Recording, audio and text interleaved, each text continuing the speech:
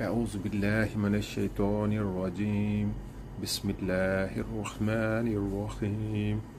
حضرت ابو ذر رضی اللہ تعالی عنہ بیان کرتے ہیں، میں نبی صلی اللہ علیہ وآلہ وسلم کی خدمت میں حاضر ہوا تو آپ سفید کپڑا اوڑھے سو رہے تھے۔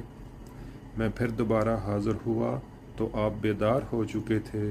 تب آپ صلی اللہ علیہ وآلہ وسلم نے فرمایا، جس شخص نے یہ اقرار کیا کہ اللہ کے سوا کوئی معبود برحق نہیں، پھر وہ اسی پر فوت ہو گیا تو وہ جنت میں داخل ہوگا۔ میں نے عرض کیا، اگرچہ اس نے زنا کیا ہو اور چوری کی ہو؟ آپ صلی اللہ علیہ وآلہ وسلم نے فرمایا، اگرچہ اس نے زنا کیا ہو اور چوری کی ہو۔ میں نے پھر عرض کیا، اگرچہ اس نے زنا کیا ہو اور چوری کی ہو؟ آپ صلی اللہ علیہ وآلہ وسلم نے فرمایا، اگرچہ اس نے زنا کیا ہو اور چوری کی ہو۔ میں نے عرض کیا، اگرچہ اس نے زنا کیا ہو اور چوری کی ہو؟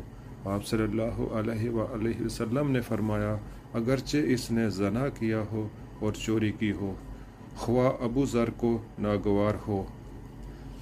ابو ذر جب یہ حدیث بیان کرتے تو یہ الفاظ بھی بیان کرتے تھے، اگرچہ ابو ذر کو ناگوار گزرے۔